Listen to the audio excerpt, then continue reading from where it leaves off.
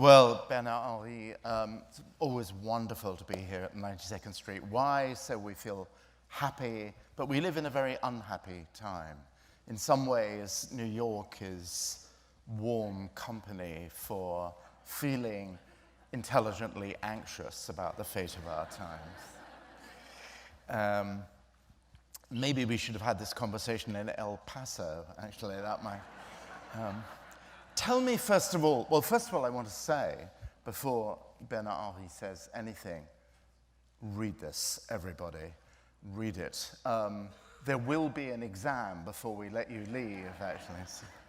But tell me, Bernard-Henri, it seems the most obvious thing, but why now, in particular, how serious is the weakness of liberal democracy, and what you feel books like yours can do about it?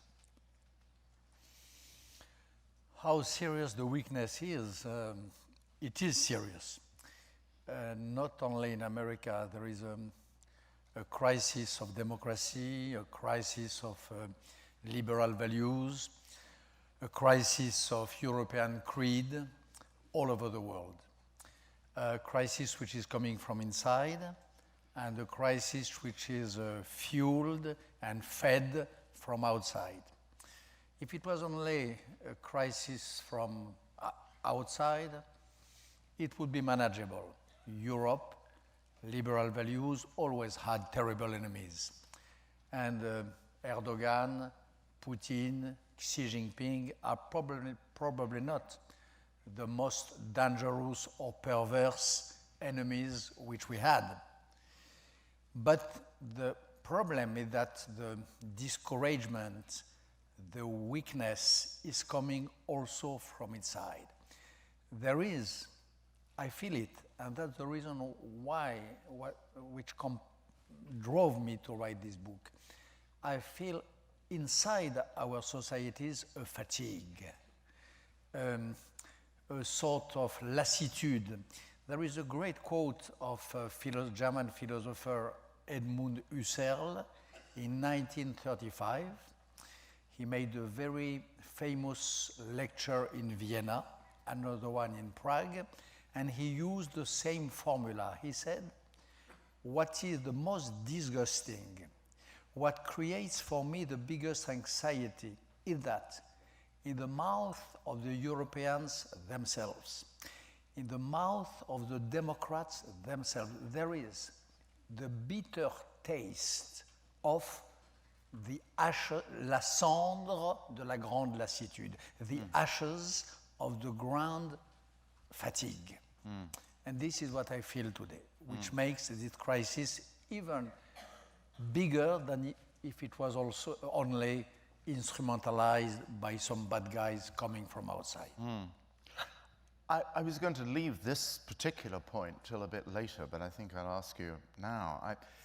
Quite apart from lassitude, do you actually think there is a real intellectual seduction towards nationalism, extreme nationalism and populism? For example, the sudden rediscovery of Carl Schmitt, for example. I remember in, admittedly, the crazy, hysterical theater of the Twitter sphere, I mentioned that Carl Schmitt had defended the Enabling Act, the notorious act, your audience know what it was, in 1933, which in effect allowed the Nazi government to dismantle what was left of Weimar democracy. But Carl Schmitt, this rather, I think, sinister philosopher, corrupting jurisprudence towards the will of a leader, has suddenly become fashionable. There's a sort of smell of trahison, really, now as well as lassitude, do you think? You are right, and he becomes fashionable not only on the right, which could be understandable, but also on the left. Today, I could quote from Noam Chomsky to Tony Negri, Noam Chomsky in America, Tony Negri in Italy, Tariq Ali in England, leftist intellectuals who use Carl Schmitt as a big reference, substituting itself to the old Karl Marx reference. They have changed, they have shifted from Marx to Carl Schmitt in order to think politics, in order to make the dividing line between the friends and the enemies. There is a Schmittian temptation in the left, in particular in the populist left. As you know, there is a tendency today among the left to reply to the populism by another populism. Yes. You have this idea that, which is for me one of the worst ideas currently spoken, that in order to reply to the wave of rightist populism embodied, for example, by the President of the United States of America, one has to fight with the same weapons on the same ground with the same sort of argument and to reinvent a leftist populism. This is a real... There was a bataille in Lyon between two kinds of gilets jaunes. You had the yellow jackets, exactly. You had a bataille rangée, an organized battles between the two populist groups, really fighting in a sort of pre-civil war. But what you felt when you saw these images from France was the battle and the complicity, what the conflict and the deep agreement. They were really the same people with slightly different position, but the fact that they are leftists or rightists is less important than the fact that they are populist. And this smells, ça sent un peu Weimar. This smells a little like Weimar, does it not? I mean, that's what I said. I was, I'm sorry to say that, but I'm sorry to have experienced that. As you know, the Yellow Jacket is a movement which lasts since 14 weeks or 15 weeks. The very first week,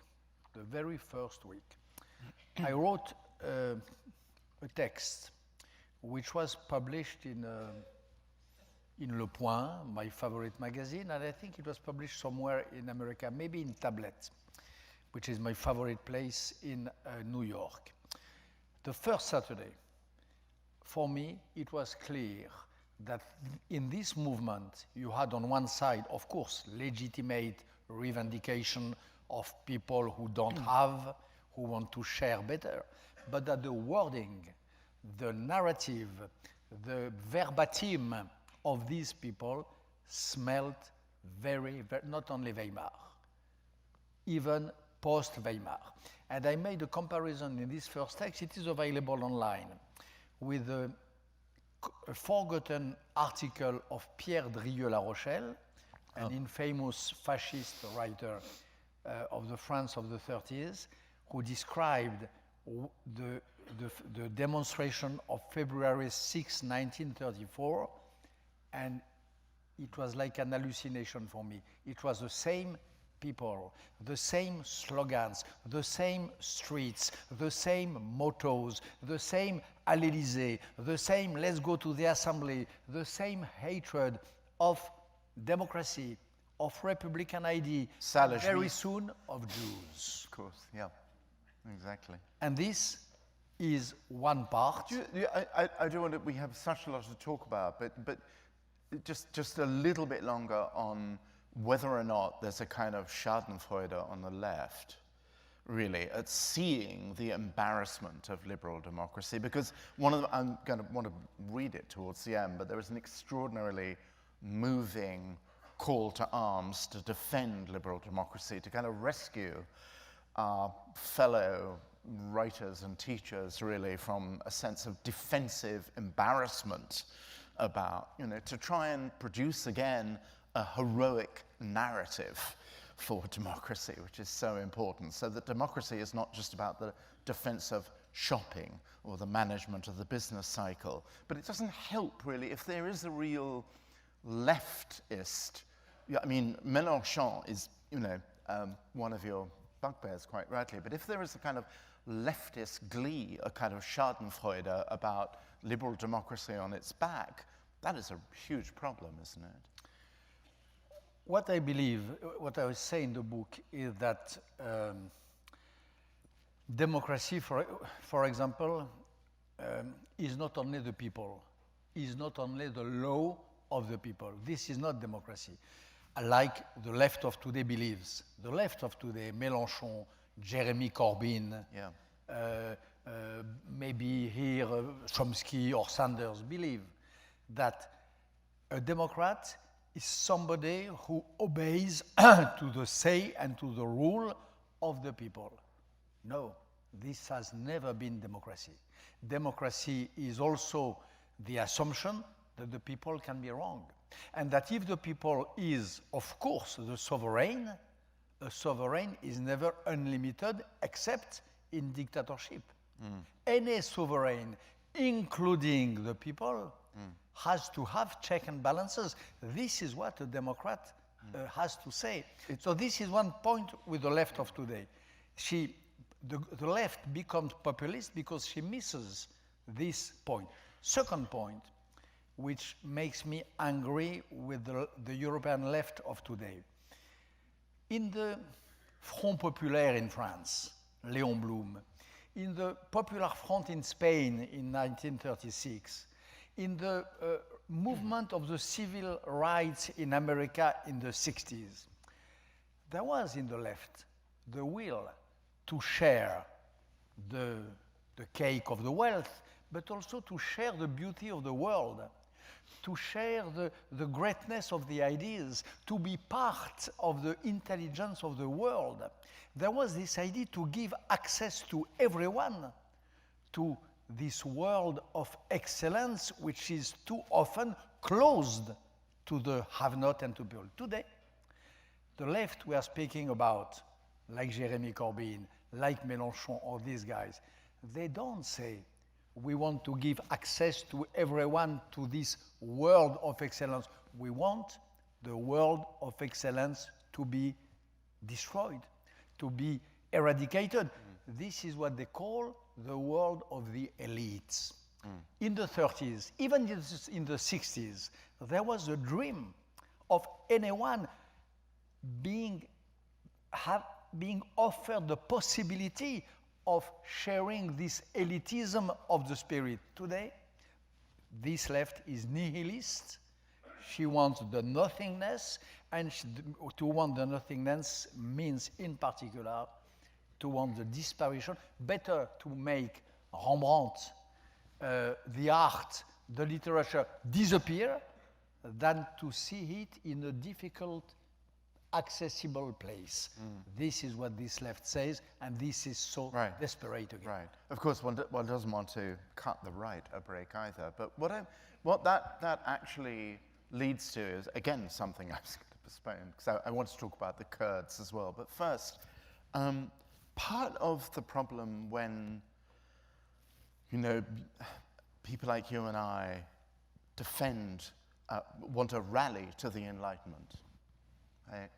And there was a wonderful moment, a wonderfully illuminating moment, where, in a nutshell, as we say, you summed up what is worth defending about the Enlightenment, the Lumière, as the right to laugh at religion. Shocking thing to say in 92nd Street. Why or not? Probably. The right to laugh at religion. But what I actually wanted to ask you, because it's not something I think we've solved, is that the project of defending knowledge is becoming more and more difficult, as you just said, because actually knowledge itself is treated reprehensibly as a kind of elite possession. Not that I suppose the most unlikely thing about this evening, dear friends, all of you, are the words I'm about to say. Donald Trump Jr., who yesterday said, the reason is he said, he made a speech saying it's time to attack teachers in schools. He didn't finish the sentence there. He said, because they are full of socialism. But it was a classic, a very crude, typically idiotic, but potent thing of saying, les profs, instruction. Instruction itself is part of a conspiracy. It's a pretense, and part of the difficulty I think Emmanuel Macron has is precisely because he's held to embody grandes écoles unjustified superiority.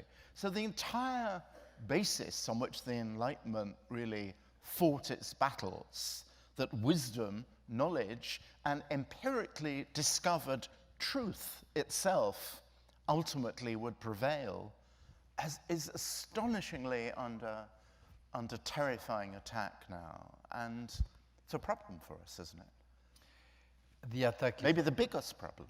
Absolutely. The attack is on knowledge and the attack is on truth.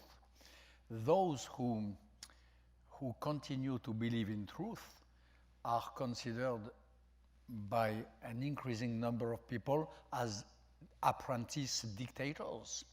This famous word of Hannah Arendt, that there could be a dictatorship of truth, she meant it in a quite different way, but now it has become a commonplace, a cliché for everyone who wants to get rid of this burden of having to submit himself to the facts and to the truth. So this is one of the biggest.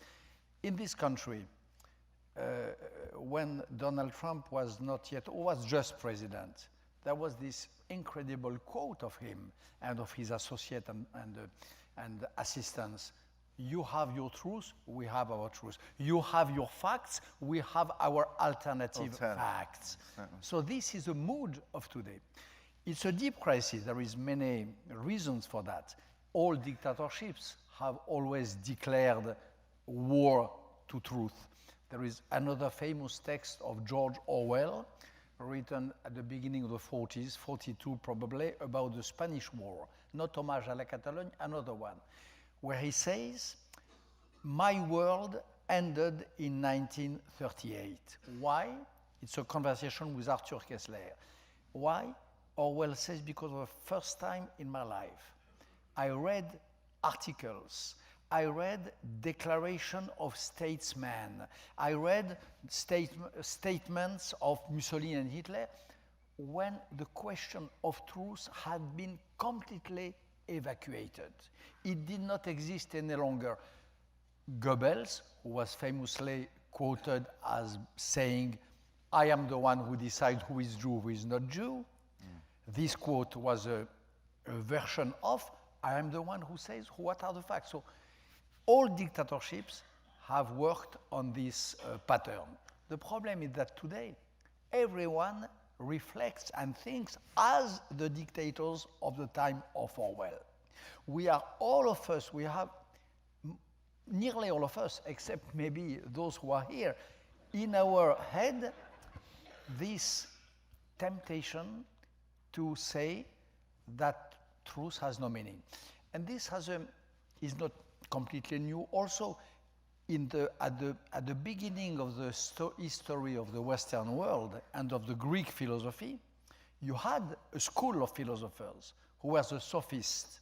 It was exactly what they said, that there is no difference between a wrong opinion and a good opinion. That what is important is the force you have to implement your opinion. The important thing is to win, not to say the truth. We are back at the time of sophists. We are back at the time of dictatorship, except that all this is banalized in the world of citizenship. So this attack on truth, this attack on facts, this attack of knowledge, this hatred of intellectuality. Today, I come from a country where being an intellectual, the word intellectual is used as an insult. All this is part of this nihilism. If that's true of France, we're all screwed, basically. Alas, yes, of course. France, who has been the place where the very word at the time of the Dreyfus affair was invented. It is not true also in France. It is true more than anywhere else in France. Today you are discarded, you are disconsidered if you act as an intellectual. All this is what I call the populism in this book. Which brings us inevitably to America and the core of your book. And I was struck by, again, your kindness to America, really, that was very marked in your wonderful Tocqueville book. It must have occurred to you it certainly occurred to me, thinking of your Tocqueville book, what Tocqueville would make of Donald Trump. Would he find it a vindication of many of his prophecies, or would he be startled? But that's not what I want to say. In the United States right now, apropos of the problem, the struggles of truth, there are more than one issue. One is you invoke rather beautifully in what Bernard-Henri calls the Jerusalem aspect of the original American mission, a sense really in which moral vocation was really part of America's beginnings, for good or ill, but mostly you imply for good. The difficulty, and that is true for sure, and you invoke Cotton Mather, for example. The difficulty, however, with that true account of America's beginnings is that epiphany always had an equal status with understanding, with rational understanding. That's to say, belief, or as Donald Trump would almost certainly say, gut feeling, visceral certainty, very often has had the upper hand over the long slog of empirical homework. Again, a couple of days ago, Donald Trump was able to totally disregard truth about the city he was speaking at, El Paso, which has had one of the lowest crime rates in the United States, despite being on the border and before there was any border. And he's done that over and over and over again. It's famous how many lies he tells. But he's able to do that because his base is not interested in making conclusions from an elaborately discovered body of factual evidence. It's above all interested in having belief, sensation, gut feeling vindicated. And that is, gut feeling is sovereign in America now, at least that is at the heart of populism, isn't it? And that's true also of Brexit. It's true, I think, of Le Pen, people on the right as well. And so it's, again, we have such a lot of work cut out to give people the patience to actually value empirically discovered truth over feeling. Gut feeling is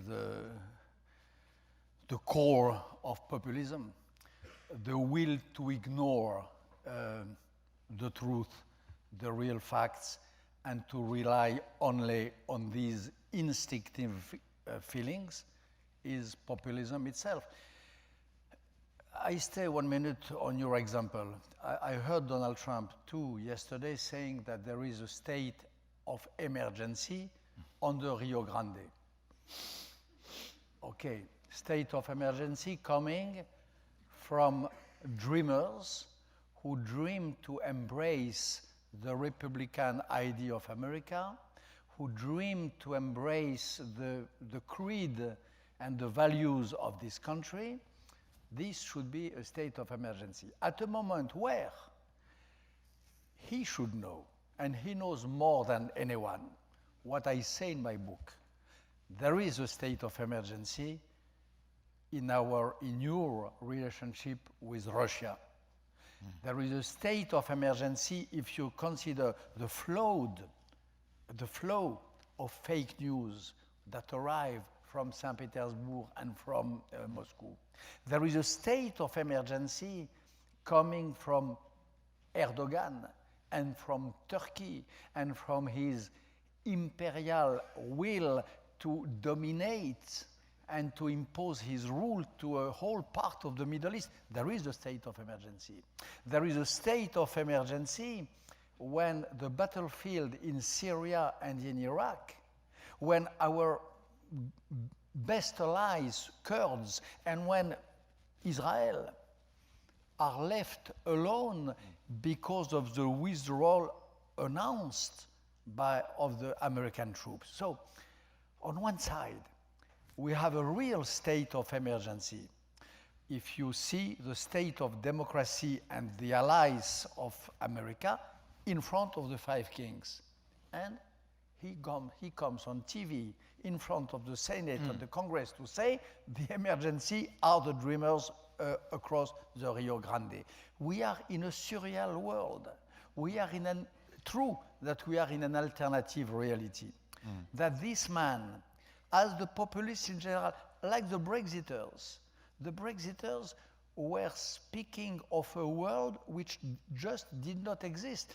And the fact is that they recognized it themselves.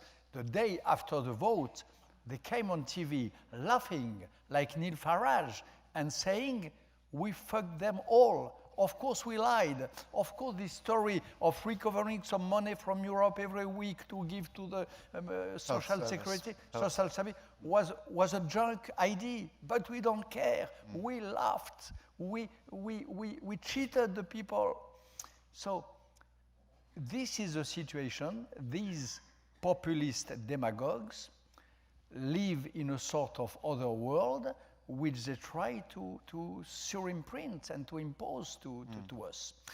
That's why there is a need, more than ever. We signed together, Simon Schama and myself, with other writers from Europe, a manifesto for American creed too, but my slip of the tongue is significant, for European values. It might be the same. Liberal values, European values, against this new form of fascism, which is populism. We have to stand up, if not you, if not us, who? Yeah. I think the other problem we have now in the United States, and again, you were almost over generous in the book. I should say, again, to persuade you, not that you should need any persuasion to read this, it begins with Bernard-Henri's deep engagement with the Kurds as another heroic anomaly, in a way, as you almost describe it, as the Bosniak Muslims were, and the siege of Kirkuk, and why that view was a touchstone of the drama of American retreat. But what I want to say first is that you rather generously say, well, maybe, America, the involuntary Rome, America never really comfortable about projecting what its moral vocation be. Maybe it's just simply come back to that implicitly honorable default position, but I think you're wrong about that. I think what you're underestimating is that basically the American government in the last 2 years is in the grip of what you might call lumpen plutocracy or lumpen capitalism. We are living in a plunder state right now of outrageous corruption, collective self-enrichment. This is, I'm sure, not true. I happen to despise and be terrified about John Bolton, but he's not a corrupt person, I think. He's simply fanatically deluded. Also terrifying. But Donald Trump is the perfect exemplar of this lumpen capitalism, in that he's a failed serial bankrupt businessman who's always walked away from his bankruptcies, has been bankrolled by daddy many times, and however, in a classic case of Freudian projection, treats diplomacy and foreign relations as about price, always. How much is it costing me, us, America? So it's not actually, it would be better in a way if it was an argument between George Marshall and Henry Cabot Lodge or something like that, between America in the world or America retreating to its own moral core defined by content. But it's not. You call it beautifully and terrifyingly an empire of nothing, but it's an empire of corrupted nothingness, if that's no, we don't disagree so much. The difference between you and me, maybe, is that, at least in this book, I don't care so much about Donald Trump. And I think that... you don't have to live with him all the time. No, I think that, Americans are too obsessed. Donald Trump is an epiphenomenon. Donald Trump will disappear, and probably from the stage, and probably earlier than you think. Right. Okay? and Donald Trump is too much an obsession. When I look at TV, when I read press, come on, you have America is at the center of a geopolitical stage where you have massacres, carnage, new dictators, new powers who ambition to become new empires at the expense of their own people, at the expense of the of the Western democracies. And America speaks on and on about tweets of Donald Trump. That's what I mean. So I'm not over generous.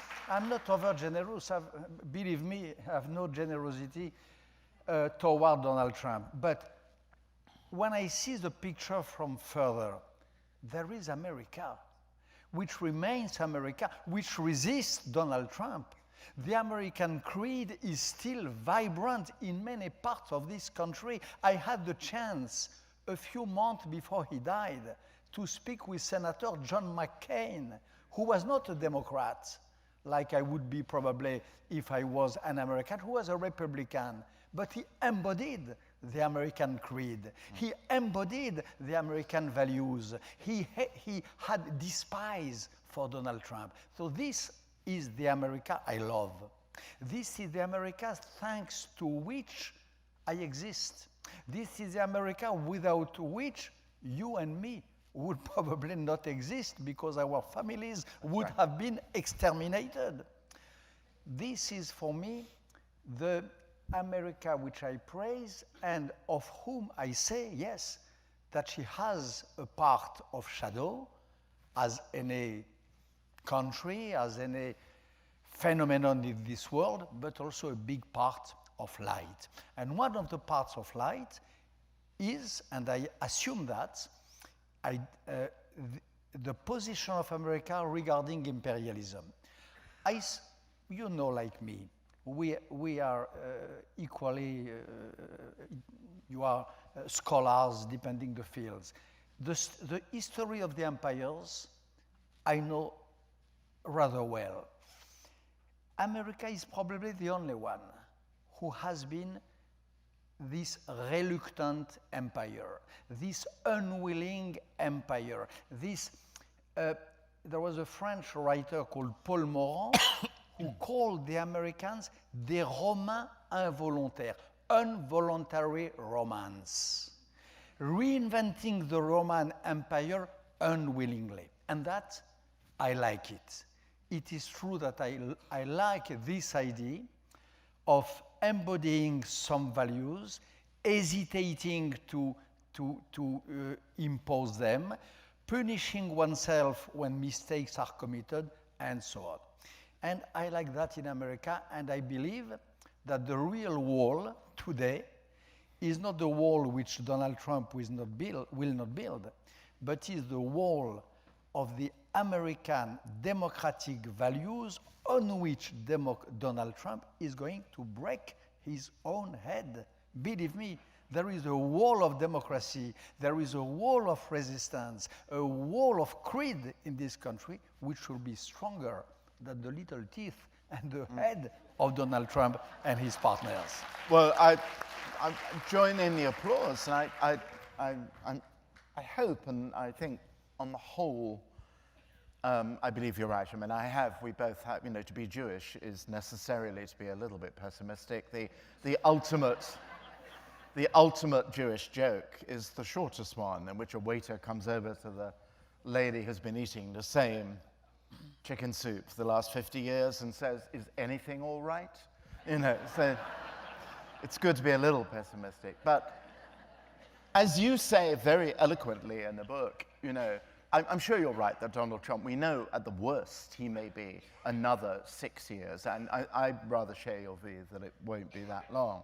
But in the meantime, a lot of damage can be done. The heart of your book is the utter failure of America, or indeed the West as well, the empire that you make a heroic case for at the end of the book to respond to the plight of the Kurds at the time of the referendum when they're attacked by the Iraqi army.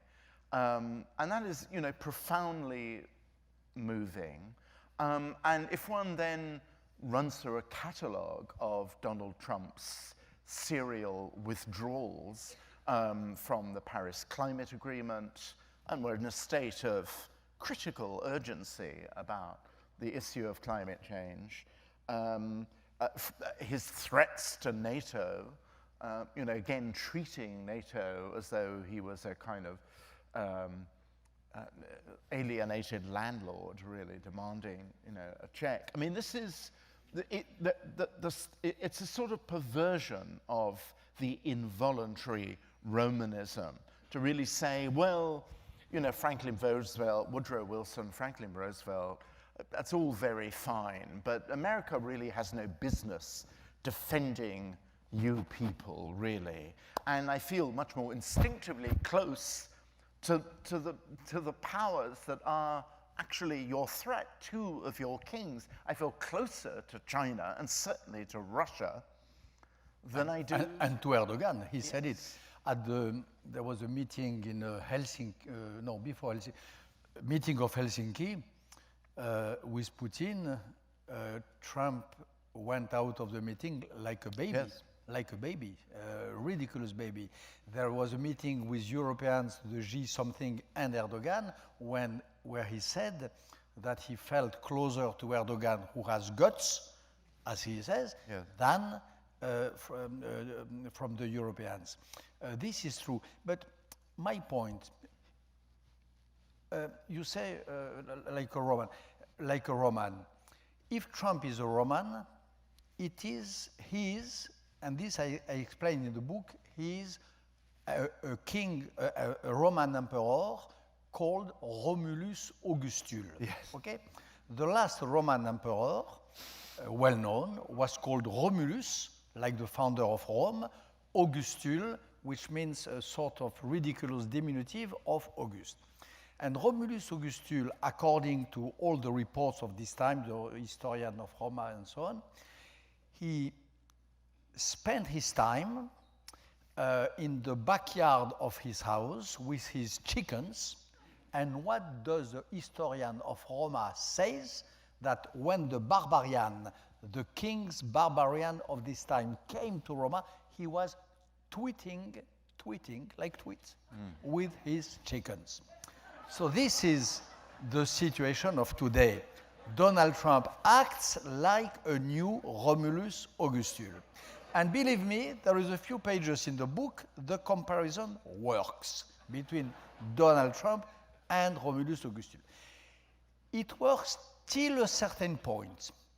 The point where the comparison does not work is that I don't believe that the time of America is over as it was over for Roma at the time of Romulus Augustule. And I don't believe that because you said that optimism. I am neither optimist nor pessimistic, to be honest. And I never felt at ease with this opposition. When you reflect on big moves of trends of history, you have three possible attitudes. One is the optimist one, Hegel, Karl Marx, the progressist attitude, which is optimism. These people are so optimistic that they even believe that they can go and sleep and the train will arrive at the good destination. Okay? You have the pessimists. The epitome of them, the best example being Spengler. It's the opposite.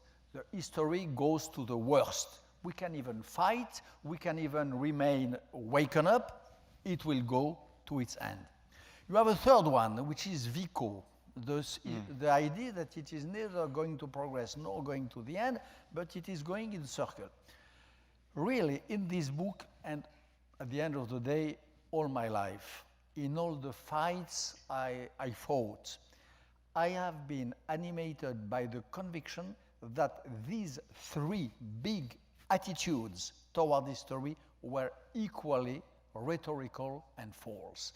History is what men and women, real people, in their moments of greatness, want it to be. Really, Europe might be dying, but it might also wake up. The ridiculous people who rule Italy, for example, today, who are fighting against Dante, Titien, and Michel-Ange, can be defeated. I don't know. I don't say there will be, but there is a fight going on. There is a clash of civilization going on in Italy, to speak like Samuel Huntington, between the memory of Le Titien and Mr. Salvini disguising in fireman or in policeman for the photos. Same in America, same in France. That's why it's so important for places like the Y to exist. So important that people like scholars like Simon Schama exist and others. It's so important because it is time to fight. It is time to stand. We cannot and we must not leave the floor to these ridiculous, illiterate, anti-knowledge populists. There is, here's a paragraph in which Bernard-Henri says this even more beautifully and stirringly. I side with the West because of the paradox that even in the thick of the barbarous times that the human face of Europe engendered, it was also in the West, and particularly in America, where the memory of the antidote to barbarism remained most vivid.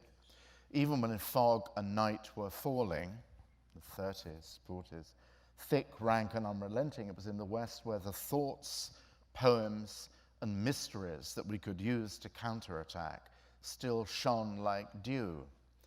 And because even now, as the night wind rises again over the West with gusts sweeping away what remains of hope like stardust or the musk of lilies, it is still here on the two continents, in America and Europe, where one finds the greatest number of resistors resolved not to let go of logic and faith, but instead to inscribe thy name, O liberty. And that's wonderful, you know. It's a beautiful piece of writing, yes. But there is a but. When we go outside the 92nd Street Y or outside New York,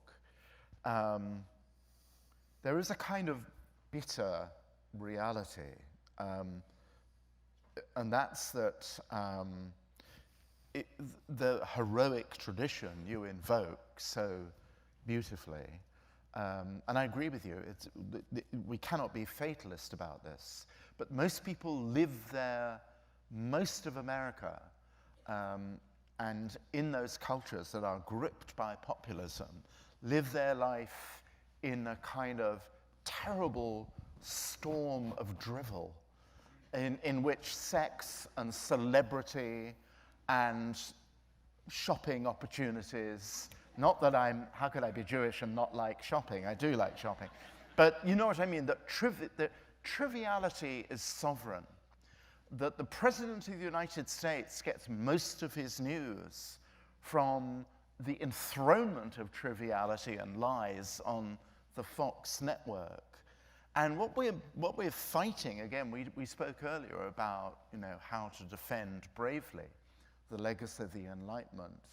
Well, we're also fighting, and it is a kind of lassitude. It's not a lassitude on the part of ourselves, but this extraordinary kind of endless storm of triviality in which people want to dissolve what's left of their minds. And it's very difficult. We can invoke Husserl and Vico and Nietzsche, who appears very beautifully in your book. But sometimes I feel we're really tuned to the wrong attentiveness station. And that's not to say we should fight the populism with its own weapons, but we don't yet have the weapons entirely to make that fight prevail, do we? You are right. There are storms of triviality, but there is also how do you say, des éclairs, breaks of lightning. Yes.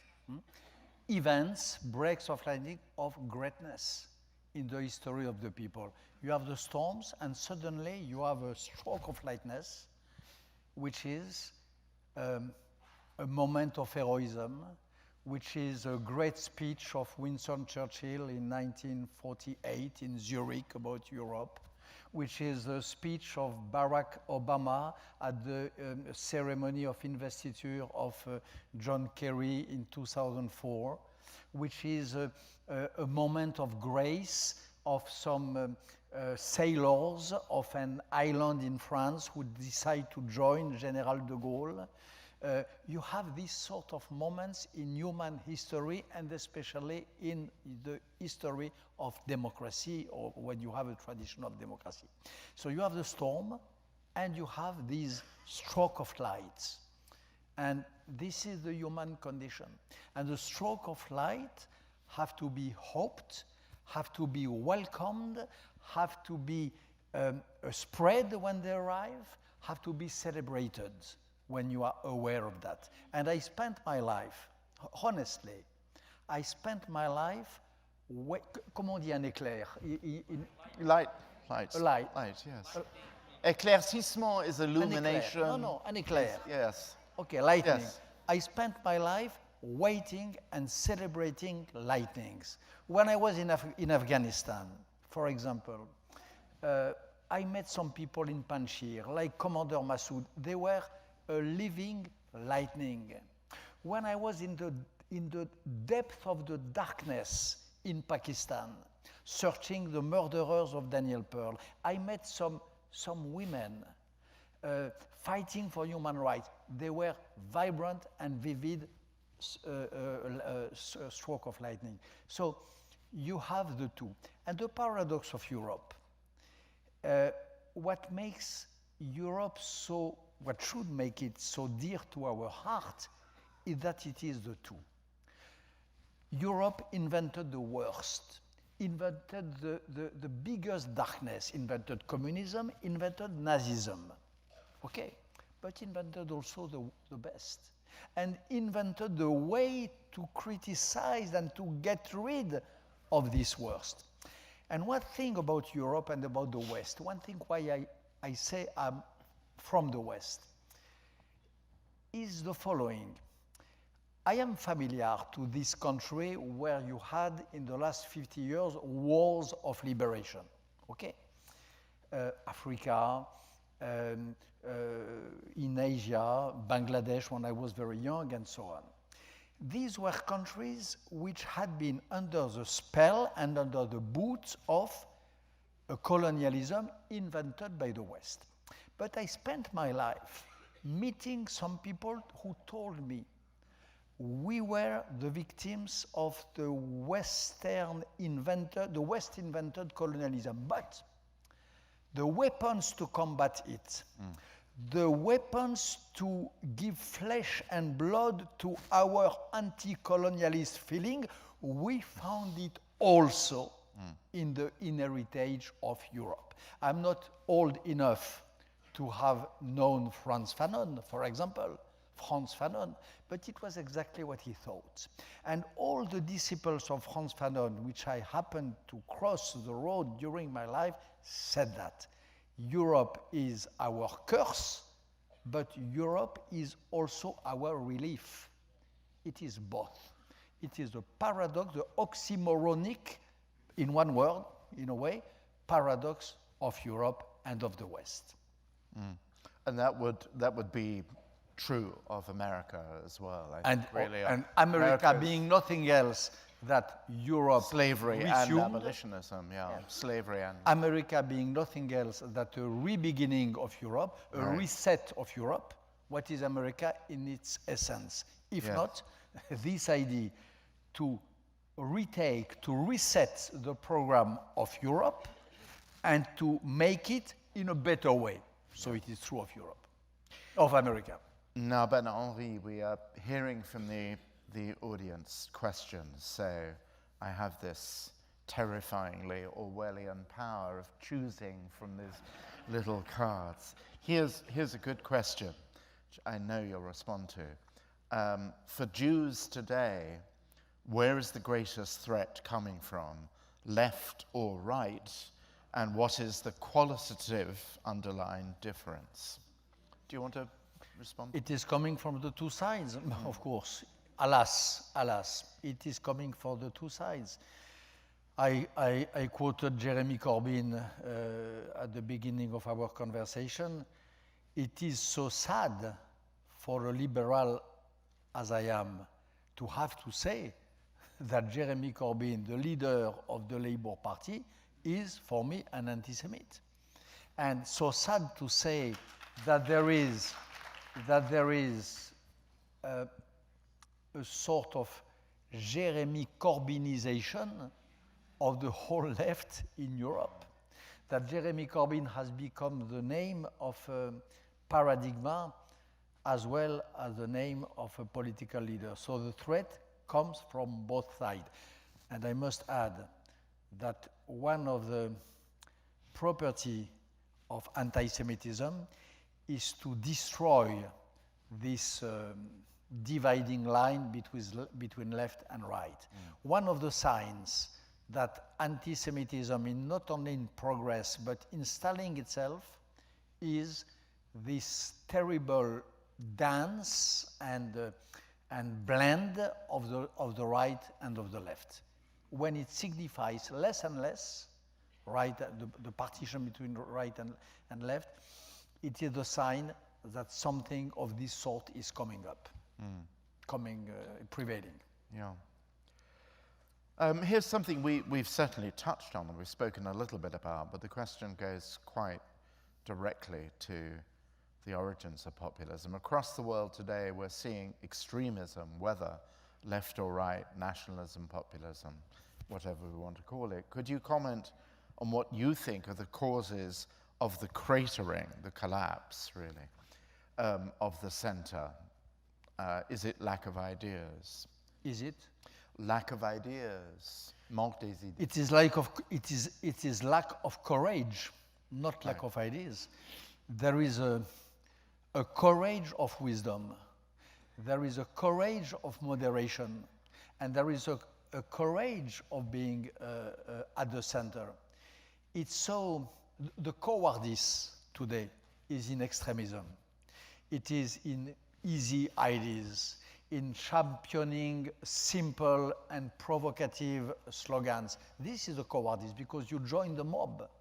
And the real master today is the mob. So you join the mob of the right, you join the mob of the left. You make chorus with them. The real difficult position is to say that the question of Brexit is a very complicated question. This was the courageous thing to say since the beginning, that you could not say yes or no to such a civilizational problem, and that it could not be just given to a referendum. But these centrist positions, alas, were defeated. So it's a lack, not a lack of knowledge, it's a lack of courage. Knowledge, there is a lot. Everything is on the table. The informations, the knowledge, the truth, they have not to be unveiled. They have not to be revealed. They just have to be picked up by those who love the truth and who have the courage to say that they love it. And I think I would just take that discussion point a little bit further in that, because I still have my British passport, and I was horrified actually at the feebleness actually of the Remain campaign, of the anti-Brexit campaign in Britain, in that it was all about, I mean, it was entirely true that there would be disastrous economic consequences, but it was all about economic catastrophism. There was never a really courageous attempt to defend the European idea, to defend freedom of movement. And the reason there was no courage is because actually those on the side of Remain, those on the side of connectedness in the world were terrified of the storm over immigration, of the movement of strangers. They were so, and still rocked back on their heels. It's the comparable fear here is actually defending the possibility of the dreamers and of immigration in America. It is profoundly untrue that immigrants commit crimes at levels higher than non-native born Americans. But there was a kind of sense that if the people believe that immigrants, that those who benefit from freedom of movement are all cutthroat, murderers, rapists, the kind of grotesque black cartoons drawn by Stephen Miller and Stephen Bannon, people like that, then you have to run away from that thing, or else you're not part of the volonté du peuple, the volonté générale. So that's really what we have to do now, don't we? I mean, but you know, you remember that once upon a time there was anti-Semitism without Jews. At the end of the Second World War, 10 years after, 15 years after, there were Poles. And in Paris. Poles in Austria and in Poland asking the citizens, do you think that there is too many Jews in your country? The reply was yes, immensely too many. There was no left, as you know. On this subject of the migrants, it cannot be compared, of course, but nevertheless, you have countries like Hungary and like Poland, which closed their borders to migrants. There is no migrants. They closed the borders. They broke the rule of European Union. They refused to shelter and to host. And number one, they say in the polls there is too many migrants. And number two, we continue to say that it is because of the migrant phenomenon that the populist trend raised Orban and so on. The man who assassinated the mayor of Gdansk, he was my friend, Adamowicz. I was about to be received by him in a few weeks for a European tour, which I'm going to undertake. The man who assassinated Adamowicz, the mayor of Gdansk, thought that there were too many migrants in Poland. Thought that he was overwhelmed in Gdansk by migrants. That was true in Pittsburgh. The synagogue in Pittsburgh, the crazy person who did that thought, A, America was about to be overrun by immigrants, and that George Soros was responsible for it in particular. Exactly. And even in Budapest, George Soros had to pack and to run away, to close his university. I make you a bet. In 10 years, I hope he will still be among us. The Hungarian will still say that all is the fault of George Soros, that George Soros is too present in Budapest. So when populist is on the move, populism is on the move, when new fascism begins to unfold its wings, he chooses any arguments, he finds any excuse, and generally the most easy. Of course, to say there is too many migrants is very easy. To make some scapegoats is the most easiest way, but there is no causality, relationship of cause to effect in this phenomenon. Here's a question about American foreign policy, since there's a good deal of regret about American retreat. Somebody's asking, one of the members of the audience is asking whether the United States is overextended with military bases in other countries. Do you think that's, who knows?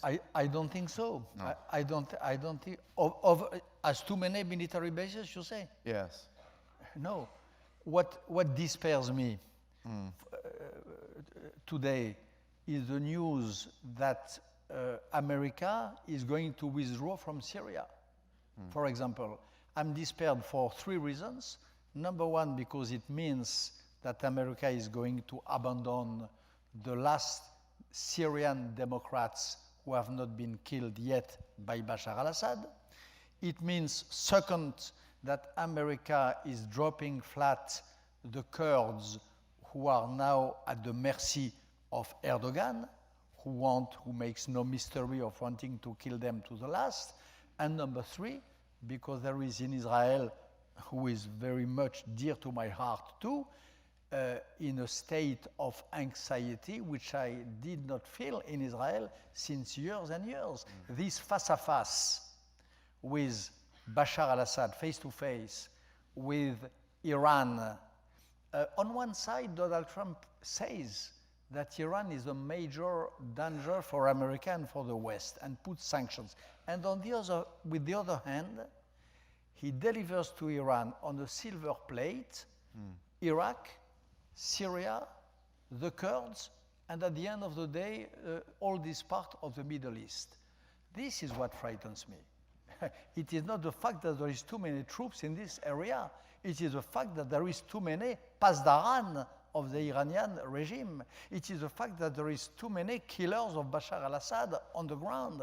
It is the fact that there will be too many agents of the FSB, of Putin operating. This frightens me much more than the military basis of America. No,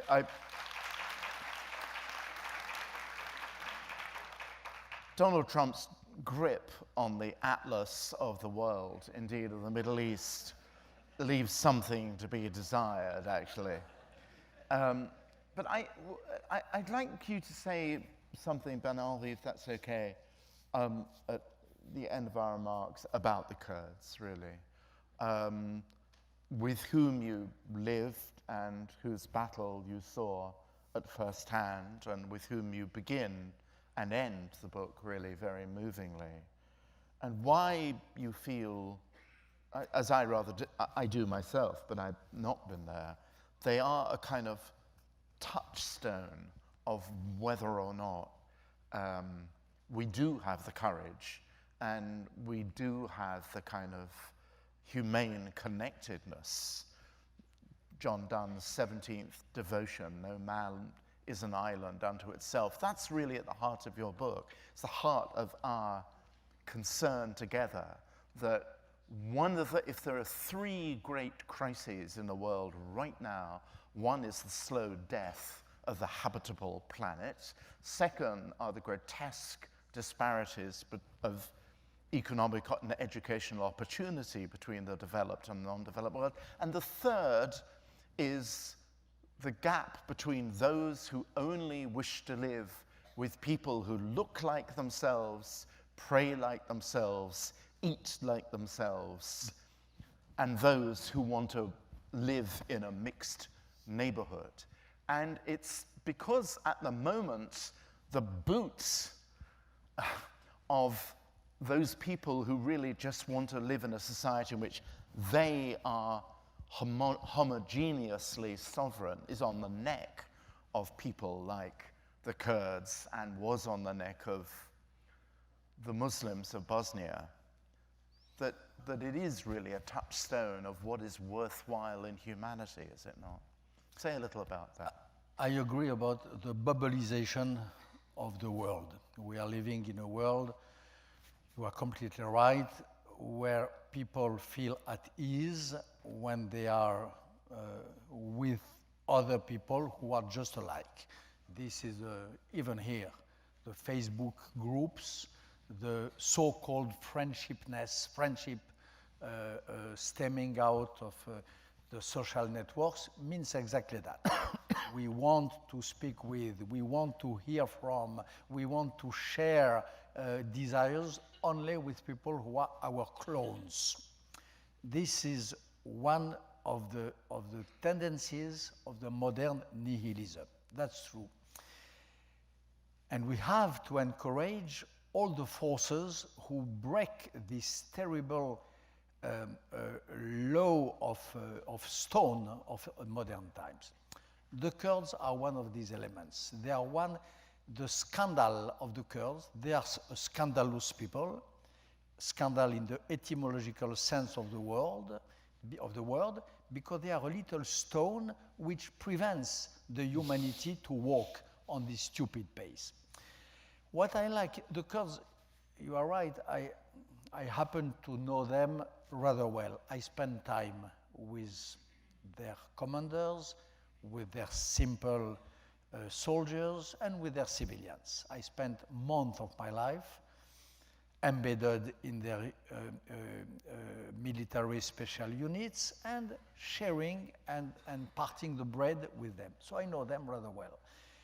What I admire in these people, what makes that the book is dedicated, this book about the world, about China, about America, about Virgil, about the Greek thought, about Marx and Hegel is dedicated to them. Why? Number one, because they are grand. They are, when I said before that there is in the history of people's moment of greatness, for me the Kurds are one example of that. There is a lot of moment of greatness. They had a big, if every people has a credit of greatness, a certain amount of credit, honestly, they are out, they could be out of credit and they are not. Number one. And one of the greatness they have is their bravery. Number two, they are your brothers, my brothers, and your brothers. In the darkest moments of the attack of ISIS, of radical Islam, against moderate Islam and against the rest of the civilization, those who were making a wall of flesh and blood to prevent this Islamism to spread and to arrive in Europe was the Kurds. They were the barricade. They were a living barricade. They were the, to use this famous phrase, which I don't like, but they were the boots on the ground of the democratic world and of the civilization in front of this barbarity. And I saw that.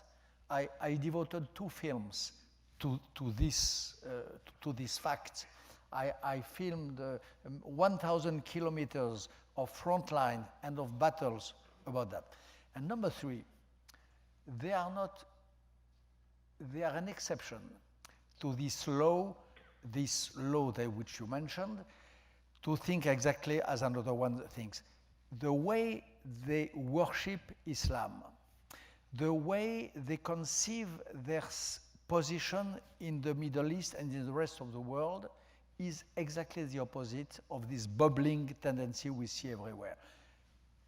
Open Islam, right to step in and to step out the faith, right for the women to be the equal of men, to fight if they want, and to nurture their babies if they want, and the two at the same time.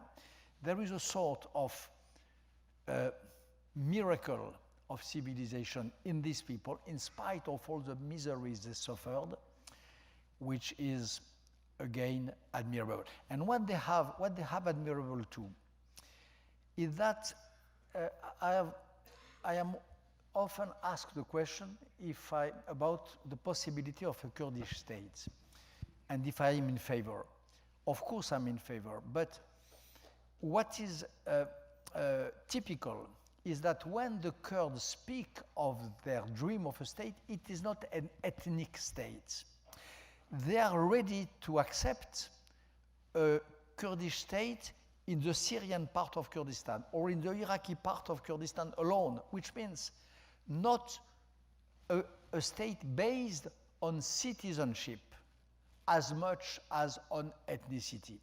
And the people who is ready, in spite of centuries of suffering, to embrace a law of citizenship, a constitutional patriotism, and not only the law of the ethnicity, is by definition a great people. For all these reasons, I dedicate the book and I start the book with them. Well, that's a heartwarming, heroic note on which to finish. So I hope you've been inspired, as I have, by Bernard-Henri. You must go and read the book. And all of you in the 92nd Street Y need to go out and shout for the heroic dignity of democratic liberalism and liberal democracy. I don't need to tell you to do that, but thank you, Bernard-Henri. And happy birthday. It is his birthday today. Happy birthday to you. Happy birthday to you.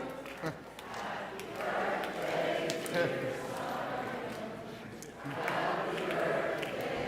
Thank you.